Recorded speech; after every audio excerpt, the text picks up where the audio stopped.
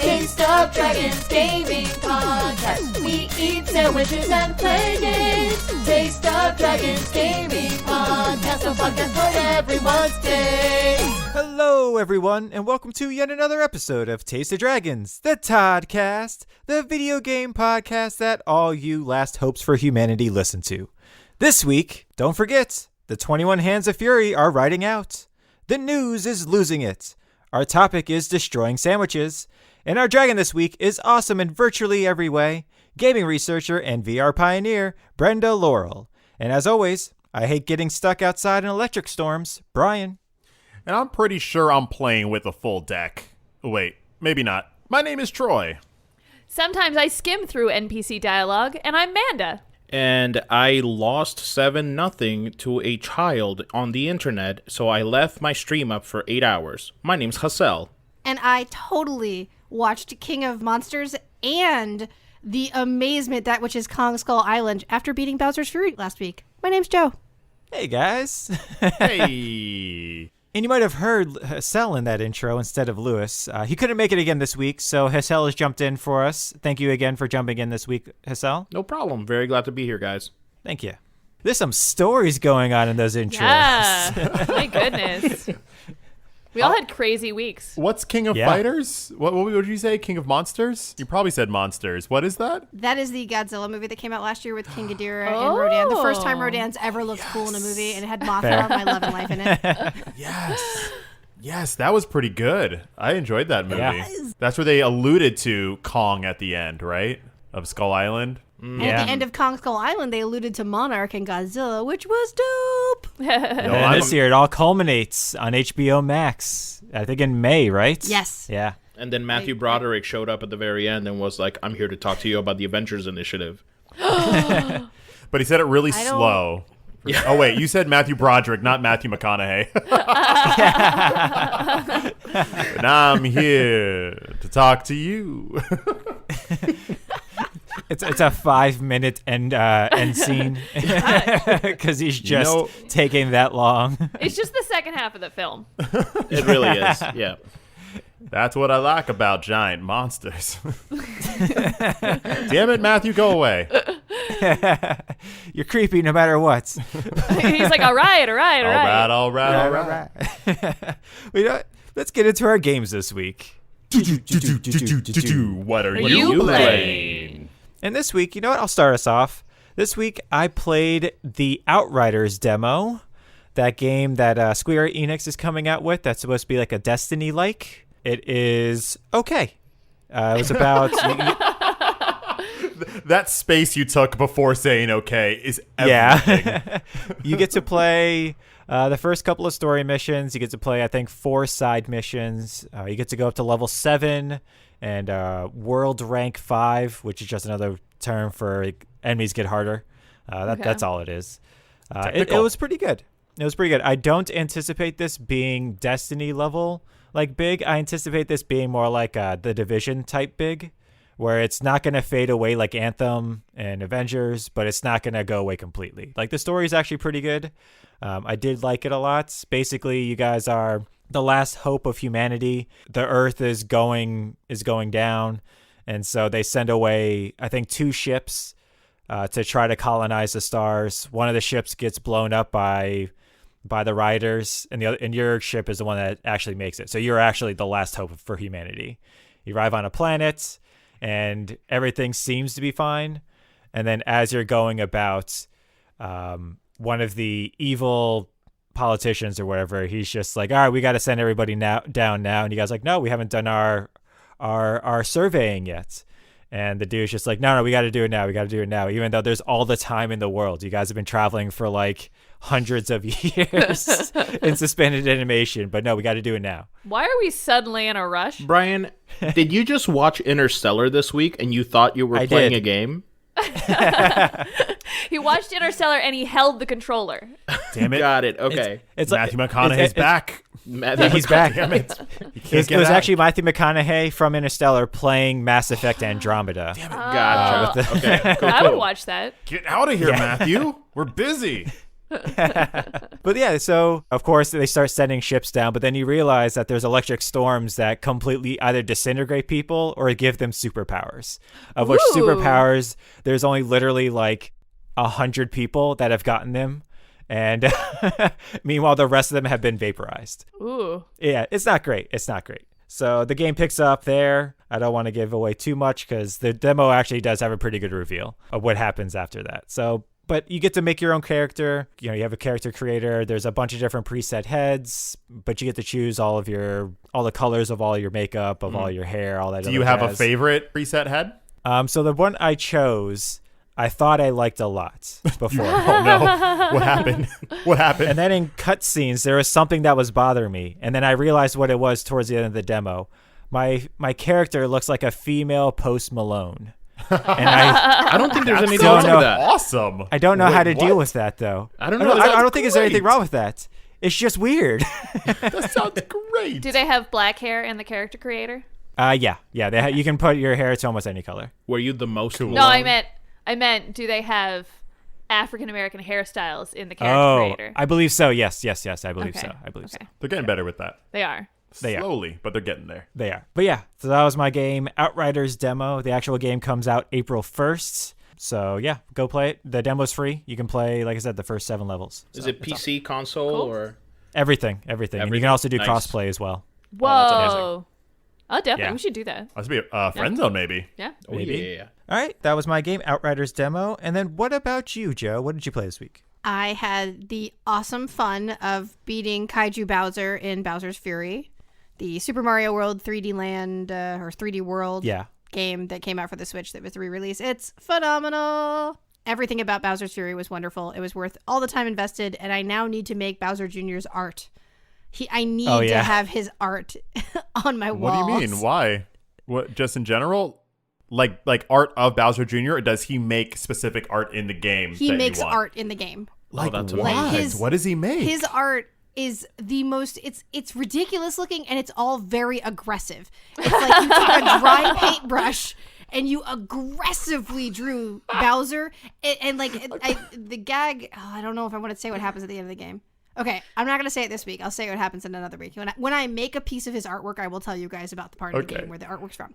But I'm he just, makes like a just ridiculous, like if he draws Mario's got like angry eyebrows and he's like got a big okay. mouth with like teeth So- and fangs. But when he draws his dad, So everything is angry. it's so the art itself is angry, not the way he's painting it. Right. I you think know what, it's actually, I both. would think Both. it's Because right now, I'll go with I'm imagining like Michelangelo on the Sistine Chapel, just like throwing paint at the wall, There just are like very it's strong basically That's, it. no, brushstrokes. you got it. I mostly got it. imagine Bowser Jr. like being at therapy and then the doctor being like, you could just paint to let Just the channel anger this. out. Yeah. And then Bowser Jr. is like, yes. I feel like in the Mushroom Kingdom or wherever Bowser's from initially, like and how he's taking over wherever he's from, I don't think there's therapy there. And if there is, it's not art therapy because there is nothing. There's nothing that doesn't say serial killer about what Bowser Jr. is making. Do you think that Mario is slowly gentrifying the Mushroom Kingdom? That he's just no. ousting the Oh, creatures that are no. indigenous to that area, Oh, so that other people of a particular skin tone can live in those areas? oh gosh. Oh well, my gosh, I used to enjoy playing Mario games. Sorry. it's okay. I don't even know how to think about that because they're called Goombas and he gets rid of them. Oh gosh. And then the Koopa Troopers, he kicks them out of their homes, which are their shells. Yeah. He literally puts a flag in the ground when he's done. all of a sudden you This see a is the toad. goalpost. All of a sudden you see a toad like in the corner that opened up like an artisanal butchery. He has a handlebar mustache. Well, I want to say that I gave Bowser's Fury 5 out of 5 sandwiches, but now I feel like I should be doing charitable work in the Mushroom Kingdom, giving charitable sandwiches out. They need the sandwich. No, you can give it 5 sandwiches. You just need to give them back to the community. yeah. Right, yeah. It's like, none for you, Mario. These are only for them. Spread those 1-ups around. That's right. That's A right. 1-up in every household. Welcome At least to one of the green ones, yeah. yeah. But all in all, now that's dark, and I can't even, guys. I'm sorry. I still love it. It's okay. I still love it. And immediately after beating Kaiju Bowser, I decided I was going to go watch Godzilla King of Monsters. and then I love it. And then I was going to watch Kong Skull Island, and I realized I should have watched them in reverse order, but that's okay. They were both great still. Nice. All right, cool. So that was Super Mario 3D World, Bowser's Fury. Bowser's Fury. It was amazing. So good. So good. All right. And then what about you, Hassel? What did you play this week? So, in keeping honest with essentially what I do on a day-to-day basis, I decided to pick up FIFA 21, which is the soccer simulator by EA Sports. So, hear me out. Okay. FIFA 21, I didn't want to get it because, honestly, like, FIFA has been the same for, like, the past, like, 5-6 years. There haven't been very many changes, but you can't beat 75% off. Like, that's just astronomical. The deals they had this week were really difficult The double to pass discounts up. on It's like, PSN. oh, that's Yeah. Holy normally crap. $60 and it's $10. How do I not give you $10 for that game? Yeah, I agree. The discount that you actually got on it, Hassel, was gone the next day. I think it was a mistake. I'm so happy. Because the deluxe edition ended up being cheaper than the regular edition. Yeah, so when I went You in, won! so You won! I got the deluxe edition that came with like 10 FIFA Ultimate Team packs, and it came with like the PS5 version, and I was like, yeah, $21, why not?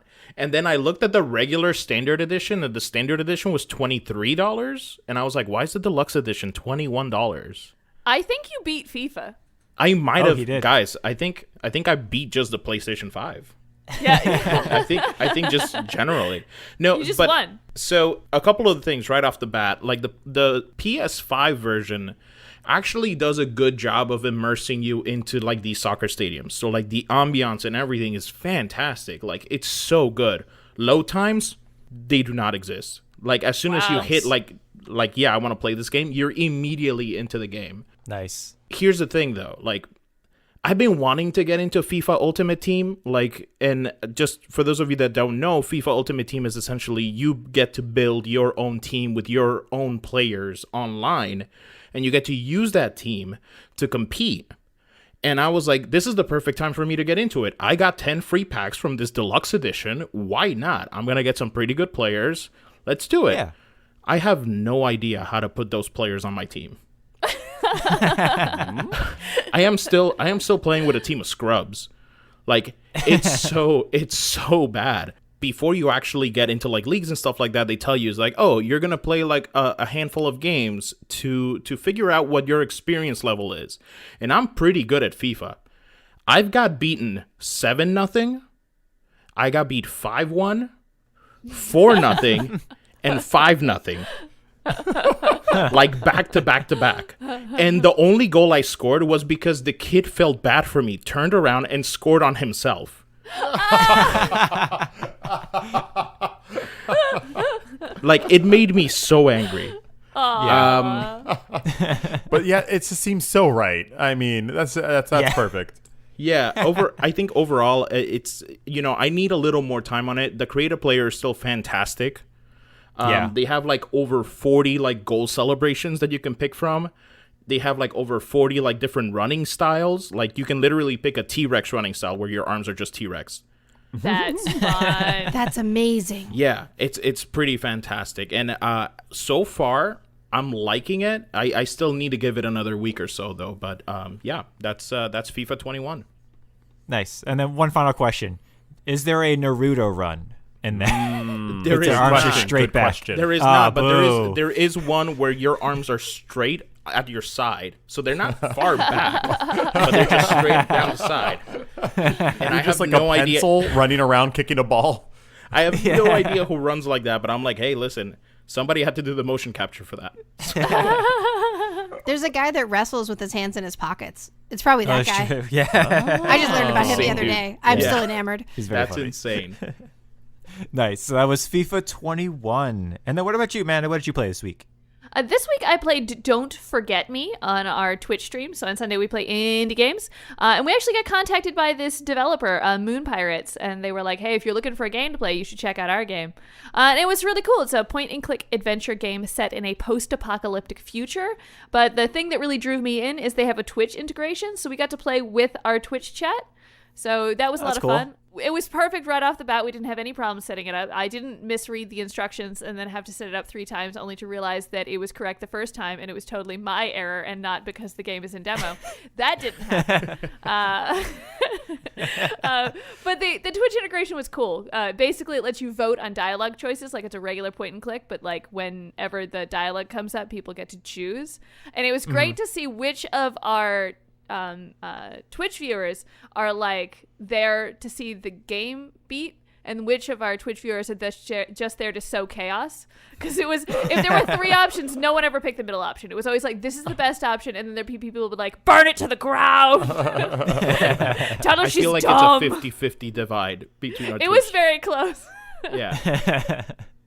It was pretty cool though, seeing the I guess the answers pop up live in the game itself.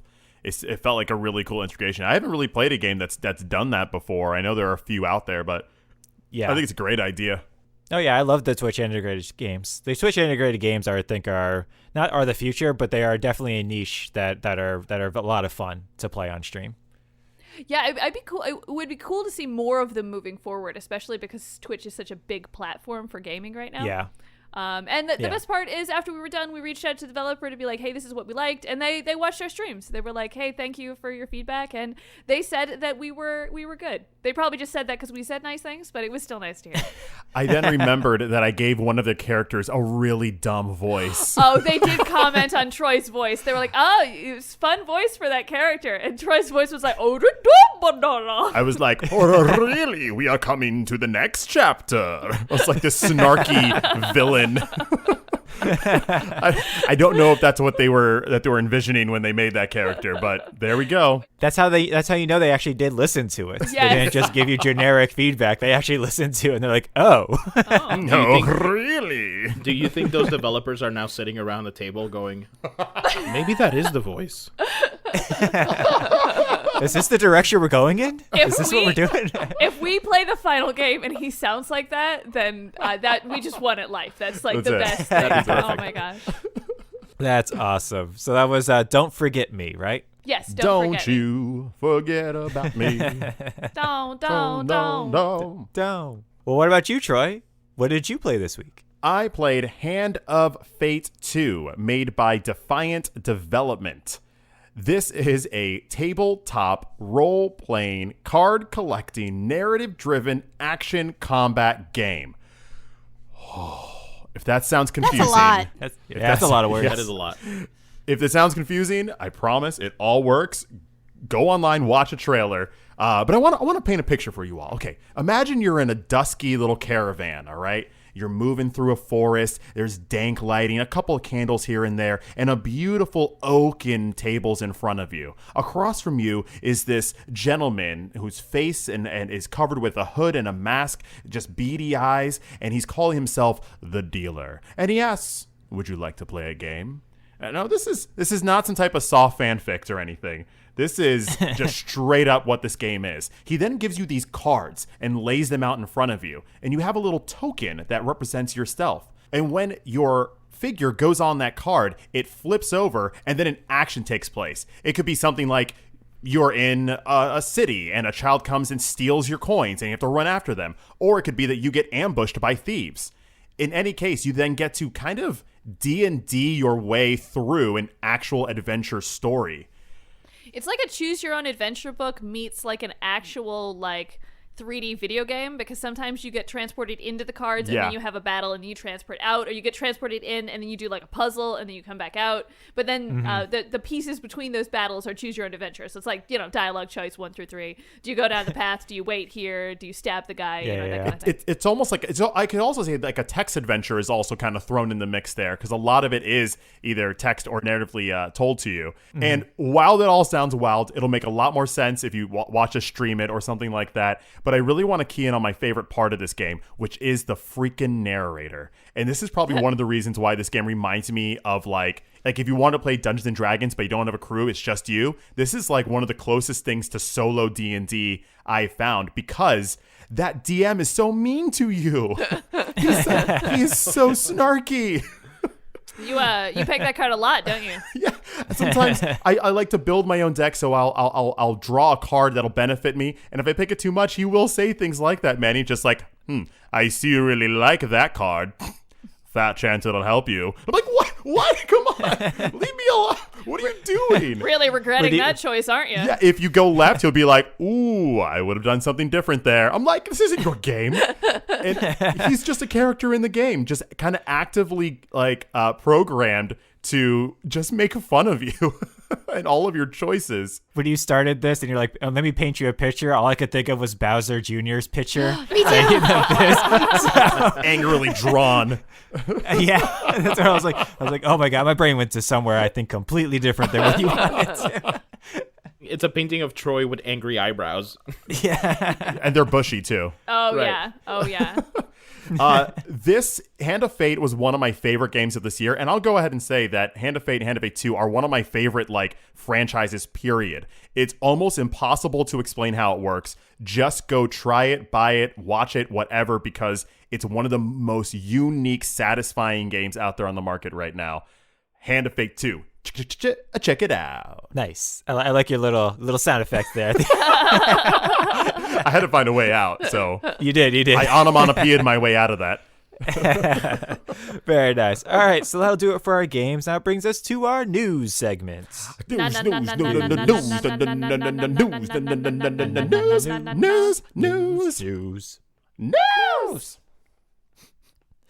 And this week, we're actually going to start off epically with Epic Games buying Fall Guys creators Mediatonic, which I did not see coming. I'll be honest with you guys. It fits their model, though. Like, they own Fortnite. They own Fall Guys. That makes sense. That tracks. Yeah, they also bought Rocket League creators. I forgot their name, but they bought them, I think, 2 years ago in 2019. So it kind of goes along with that. Yeah. My first thought was, Fall Guys will never be on Apple now. What an iconic rise for Mediatonic, right? Like, we're talking about, what, Fall Guys came out, literally, 6 months ago, maybe? Yeah. Maybe a little longer than that? Yeah. And now they've been bought out? Wow. Currently, Epic has no plans to change anything. It will remain purchasable on both Steam and Epic Store, and there's still plans for crossplay and all the other plans that they are doing. So they're just basically saying, hey, make money for us now. Here you go. This is just a fun way to get the Fall Guys costume into Fortnite.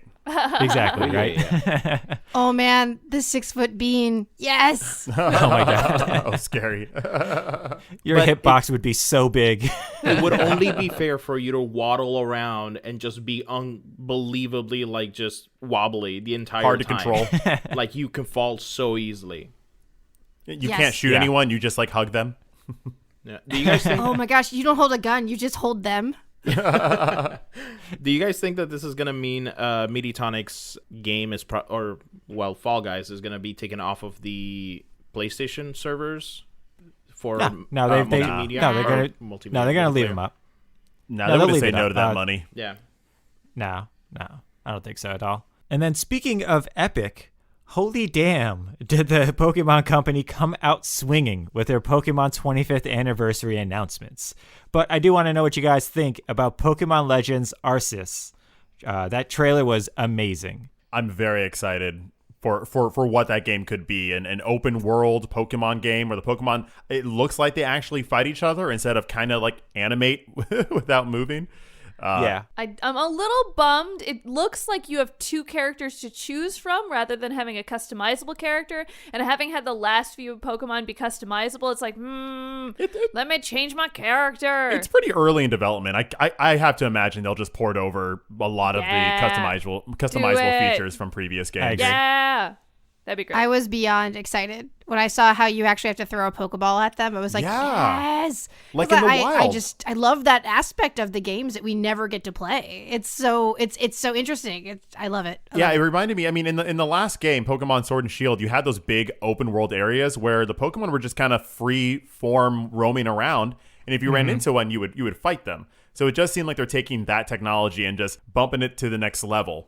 Yeah. And I'm excited for that. It's like Breath of the I agree. Wild-ish. Oh yeah, and speaking of Breath of the Wild, they actually somebody put side by side the trailers, and the opening sweeping shot is exactly the same as the Breath of the Wild trailer.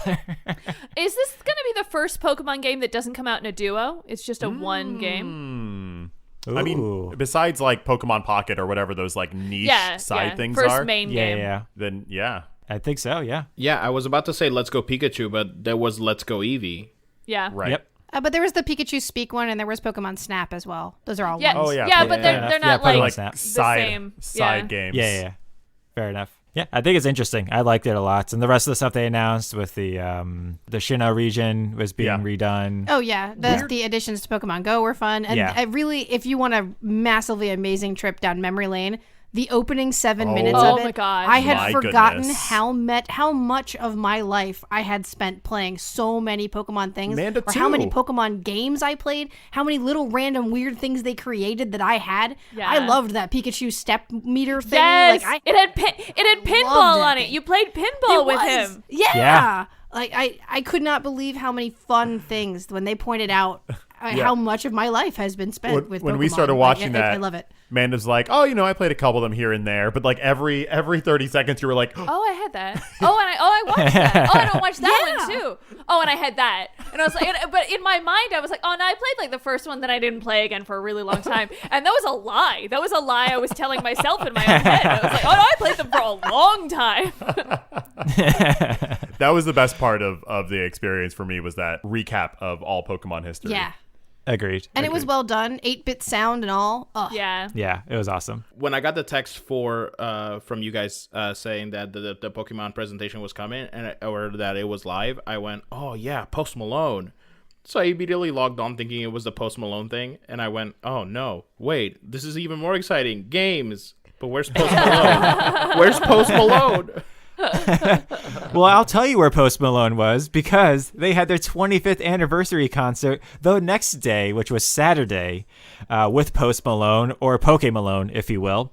And it was hilarious. Like, if you had watched that, it was ridiculous. He didn't sing the Poke Rap, Brian. I wanted No. him to sing the Poke Rap. Yeah, Nothing will ever beat that Gyarados jumping out of the water in slow motion over Over Post him. Malone singing whatever that song he was singing. I don't even know what it was. All I know is that Gyarados gave me life, and it was everything. Just imagine if he was singing the Poke Rap when the Gyarados, it would have been, I guess it would have been too probably much. would have remembered it then. Yeah. It would have been too much. Okay. I feel like this was much more like they were trying to do what like they do in Fortnite and a couple other ones, where it's just a concert inside of the game versus being about the game type of thing. Right. They did the same thing with the Travis Scott concert. I'm just Exactly, saying and a bunch of other ones. that video games now make more money than other industries, and they Yes. they should cater to us. I don't want to should. listen to your music. Yeah. I want you to sing our music. You're on our platform now. But he also did a cover of Hootie and the Blowfish. Right. Alright. No Yes, he shots did. at Hootie and the Really Blowfish. No shots at Hootie and Yeah. the Blowfish, but Post Malone's cover of that song was pretty good. That was I pretty would- funny. I- I did I not would- expect that. I went into my car, turned on I turned on my car, the radio went on, and his cover of that song was on a top 40 radio station. And I was like, am I hearing this? And I immediately called Joe, and I was like, this is hilarious, Joe. You have to listen. I can't believe nobody's going to believe me. And the official music video for that cover is the Pokemon That's fun. concert. Yeah. It's Like hilarious. Vivo. It's their official music video. Yeah, So good. It was ridiculous, but yeah, definitely watch it. It's definitely worth 15 minutes of your time. It's hilarious just watching him floating through the different biomes, singing about sex, and having all of his curses kind of like removed from his songs. Just quiet it out. Hilarious. It was awkward when some of those parts started like, oh, I know this song. That is not what No. he's singing these things to sweet little baby Pokemon. No. It was so weird. You should have But, replaced the curse words with Pokemon names. Yes.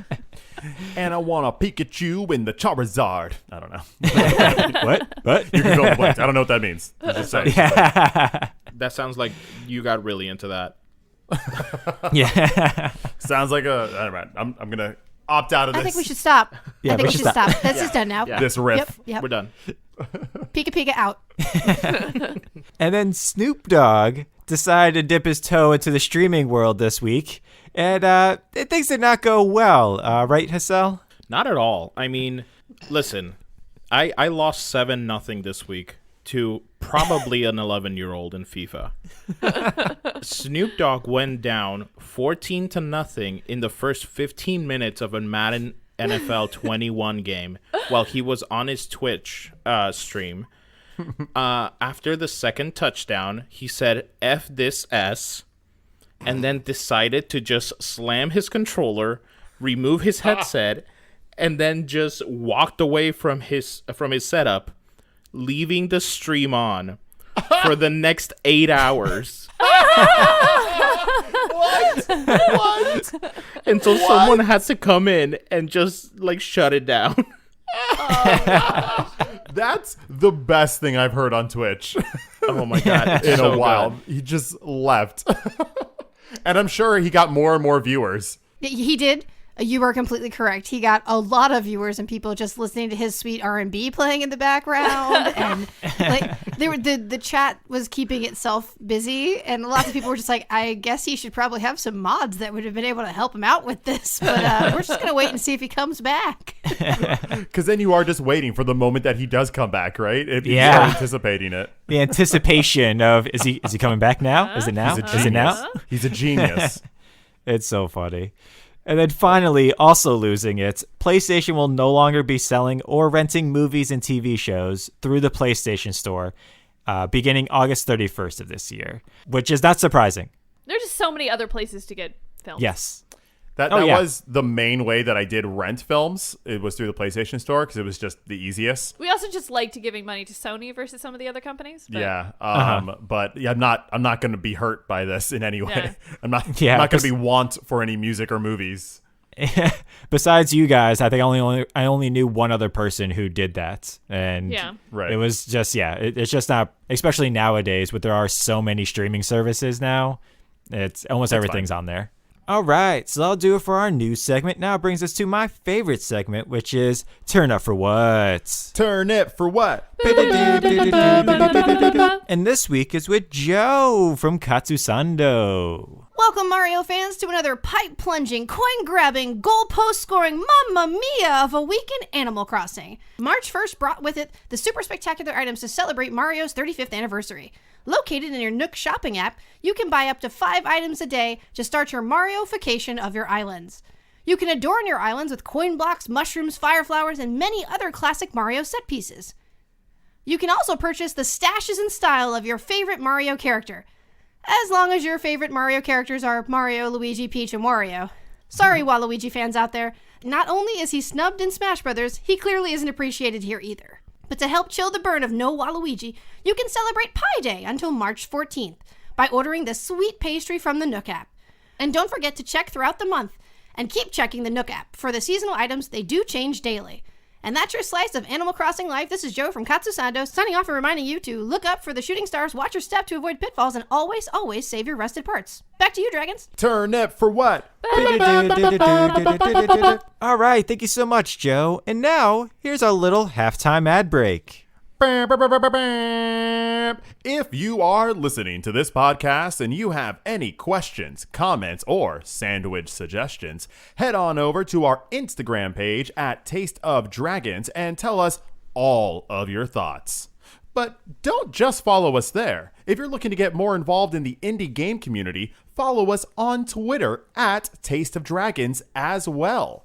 For more information on our Twitch, please stick around till the end of our podcast, where we'll be highlighting our favorite chat comment from streaming this week. And with that, back to you, Brian. Thank you for that, sir. And now that brings us to our next segment, which is Gamers Digest. Yum! And this week is going to be brought to us by Manda. As you guys know, we're big fans of dragons and video games, but you might not know that we're also big fans of sandwiches. Love 'em. Newcomers to the podcast are probably unaware of the deep, deep, deep, deep love we have for 2 pieces of bread with things stuck between it. I'm eating one right now. Sometimes we like to take video games and make them into sandwiches. We love sandwiches so, so much. And this week we thought we would bring to you a Gamer's Digest about Destruction All-Stars. We're going to take that game about cars that explode and make it into a sandwich. So, if Destruction's All-Stars was a sandwich, what kind of sandwich would it be? All right. I'm not sure exactly what kind of sandwich it would be yet, but I do know that I would like some potato chips in that sandwich to get that crunch when you bite into it, like cars colliding like together. the fender bender sound as potato chips. Yeah, that makes sense. I think it is made with some sort of very dry bread that falls apart while you're eating it.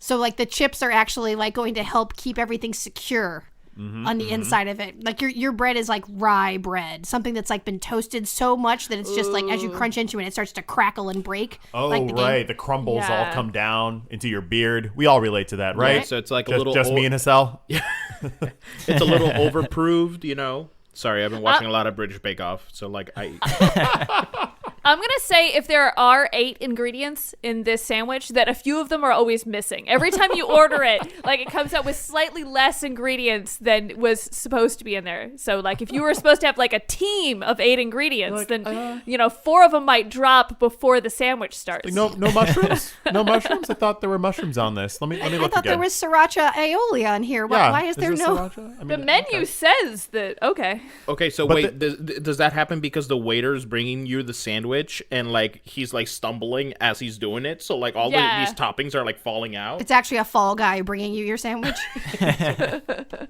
Yeah, you could say that the server is dropping. Yeah. Okay. Yes. Yep. That's I like correct? that. Yep. Yeah. This Yeah. floats. This floats. But I feel like the sandwich looks real good. Like it is. It's got does. some good adornment on it. It's got some garnish. It has a nice umbrella in it, maybe. So when you see it, you're like, damn, that's a sandwich. However, then you look at it and the actual meat portion of it, there's not a lot there.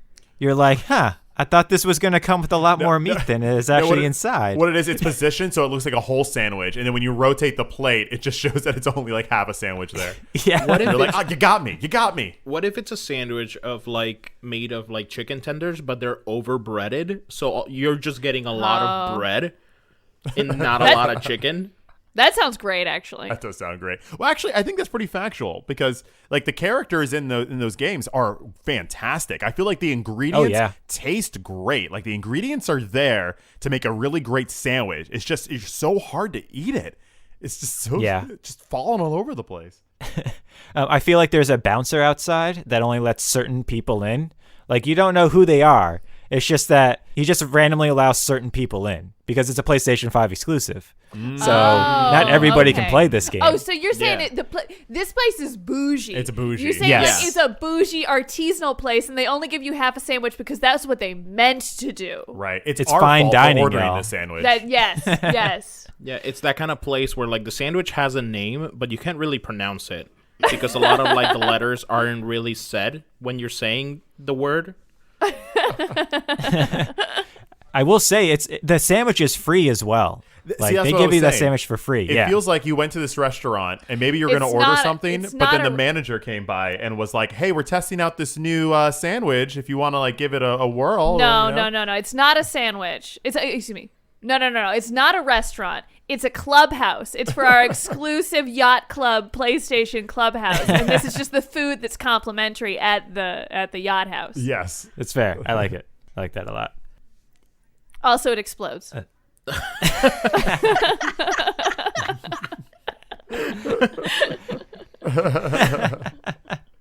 Also, it is Also, served. It is served on a stick of dynamite.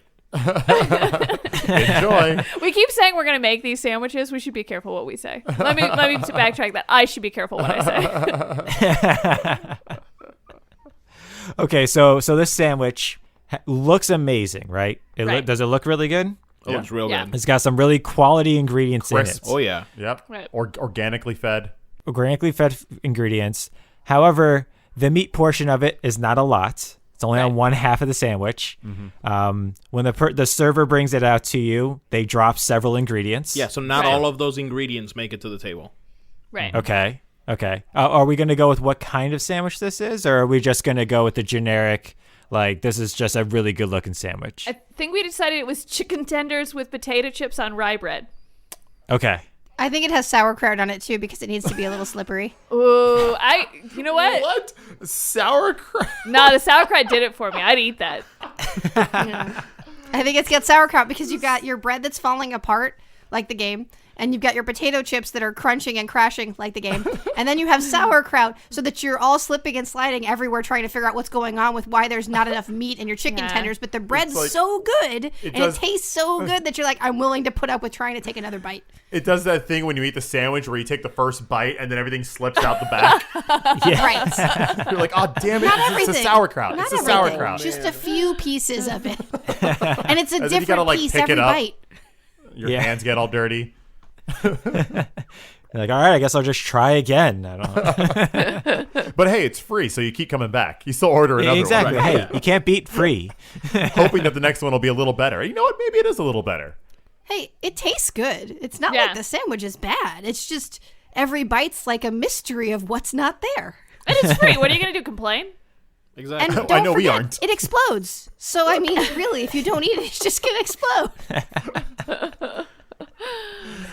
This is Oh. amazing.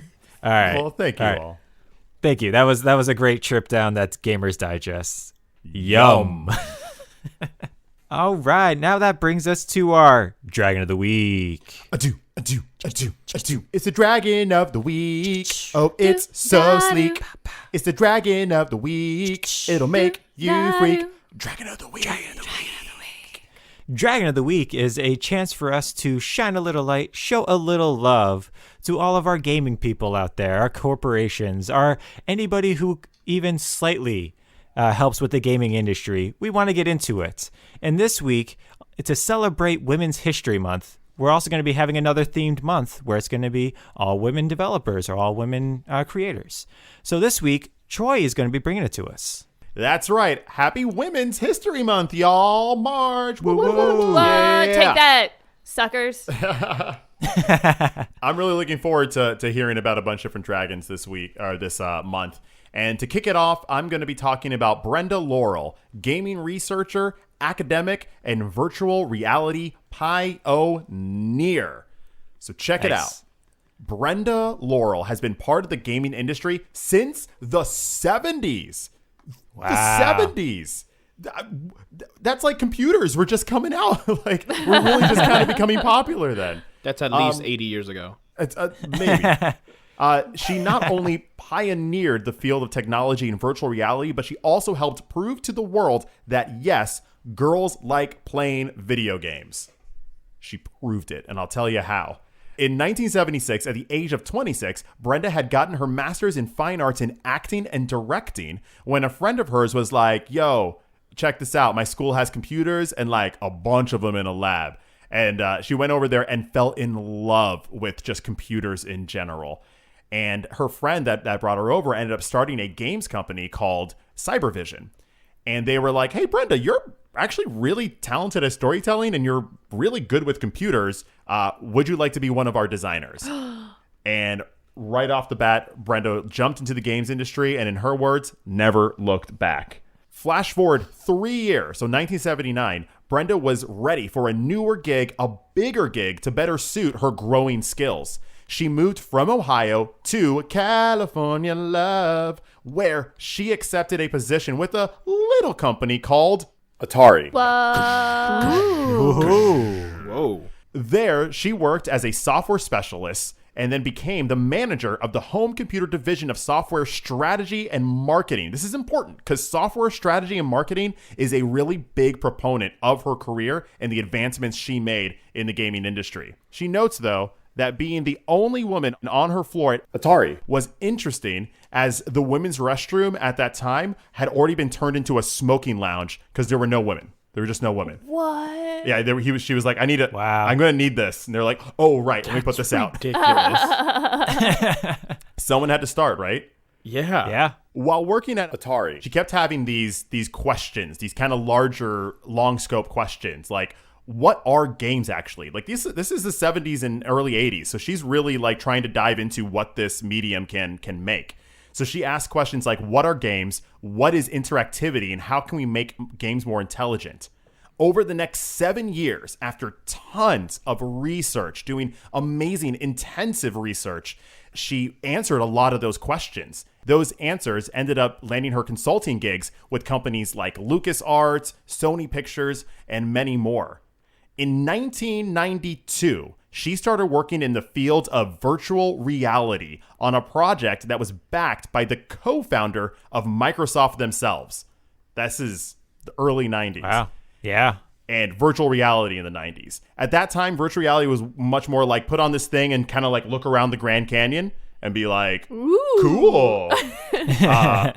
But she was so interested in the interactivity. As I said, she started with a degree in theater, pretty much. She was really interested in the story element and the interactivity part of it. So she's actually the person that got you hands in virtual reality. Oh. The idea of being able to have two hands in virtual reality, she was like, it's important for people to really accept the reality, to be able to like be in it, interact with it. She also introduced the concept of having two people in virtual reality at the same time. Whoa. Which is something we're still struggling to try and perfect to this day. But she introduced that concept back then and made it work. The goal for her with VR is to show that it could be used for more than just training exercises, which is what it was used for then, medical, police, things like that. And that it could be used for play and for theater or, fun. So after introducing a bunch of multi-sensory VR trailblazing ideas, her most impactful work would come after all of the VR. While at the same company, she led a 4-year-long research and development effort to look at the relationship between gender and technology among children and teens, specifically girls. Now, at that time, games were made for young boys. There was a stigma that girls didn't like video games.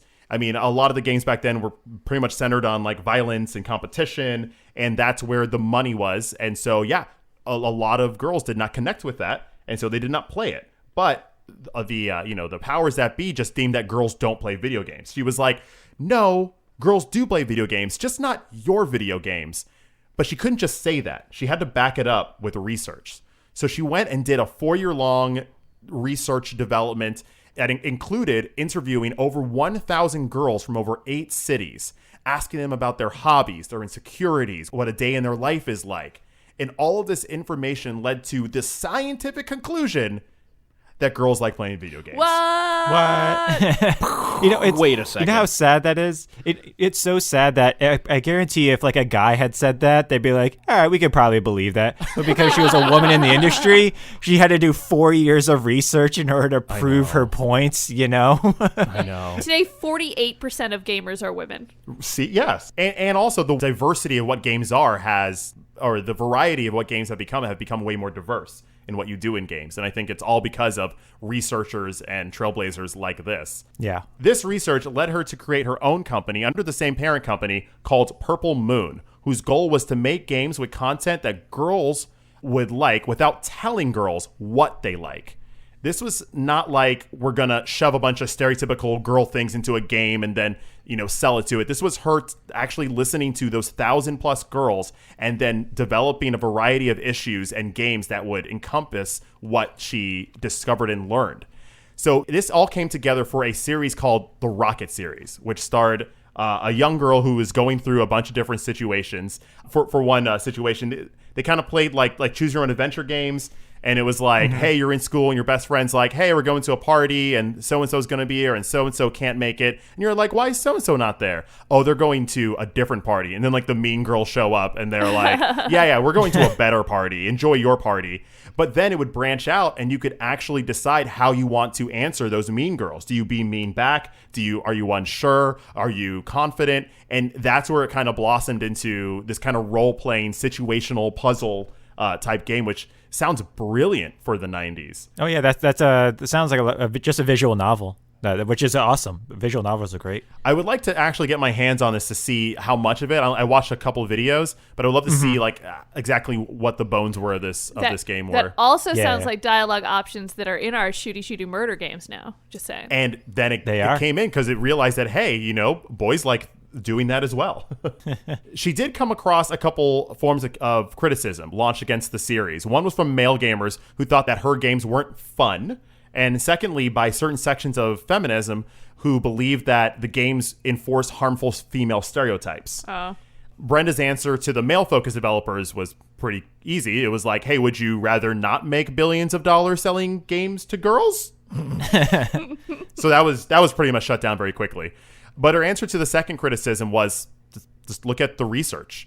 She wanted to make games for kids for where they were at, and that's all. Not telling them who they should be or what they should not be, just this is where they are. This is who I'm going to make games for. And it's research that she never stopped doing. After 4 years, after a slew of Rockett games came out, her parent company shifted away focus and took investment out of her company, Purple Moon. And unfortunately, at that time, Purple Moon spawned out of video games. They were making toys and books. They were making a whole Rocket Girl series like conglomerate.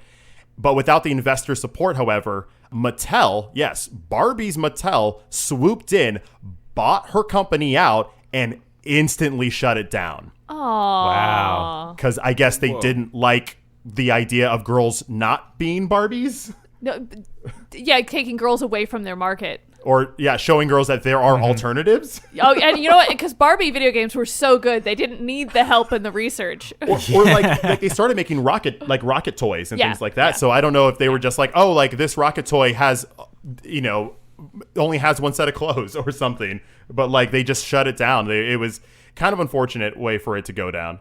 But since then, she has shifted her focus to academia, creating new curriculums for the graduate media design programs in many different colleges and universities. She travels the world teaching and lecturing all around about being a complete inspiration for all those around her.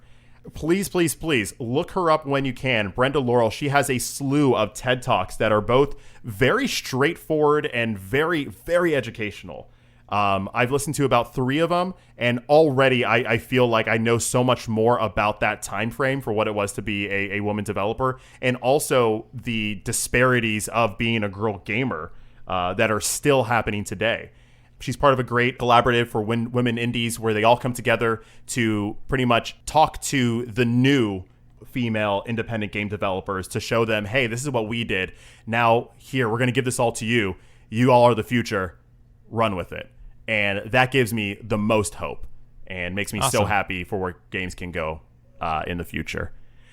So that's Brenda Laurel. Just a quick synopsis. Please look up more about her. She is super deep and has over 35 years in the industry. An icon. Nice. That's a great start to the month, Troy. Thank you so much. Yeah, absolutely. Pleasure. I look forward to hearing what else we bring up the rest of the month. Okay, so that will do it, unfortunately, for this week's episode. Ba-boom, ba-boom. Wow. But you can always find us online. Make sure to check us out online on Twitch 6 days a week on twitch.tv/Taste of Dragons. Troy, I think we also have a special comment of the week for the week. I think we were going to rename it the Beeb of the Week. Right. Well, our Beeb of the Week goes to MGS Rex, 3 numbers after his name. I'm going to say 124 for his comment. Was 121. MGS Rex 121 for his comment. General Cannoli. Now you may be wondering what that means. That's because we got into a Star Wars conversation. We were wondering which Star Wars character would be the best baker.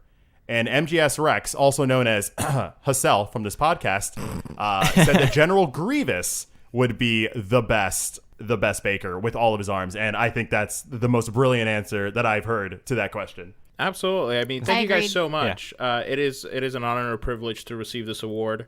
I'd like to start off by thanking my my publicists and my all your of team my, of writers. Yeah, all of my marketing and just PR team. I couldn't have done it without them. Is that music? I hear music. It's coming over. Yeah, that's music. Okay. That's all right. Well. Okay. Great. Love you guys. Don't do drugs. Bye. He also said Daddy One Kenobi, which is gold. When we were talking That was about also who would really you good. date, Anakin Skywalker or Obi-Wan, I think the answer is it's pretty spelled out. Yeah. Daddy One Kenobi all the way. Daddy One Kenobi. Yeah, and I think the conversation was who would win the British Bake Off in Yes. Star Wars. Yeah. Thank you. Yes, Yes, and it's yeah. definitely General Grievous. Can you think of the multitasking he'd be able to do? Look at all those arms. I just see him whipping so many eggs. Oh, like With lightsabers. With like Little cheese knife lifesavers. Awesome.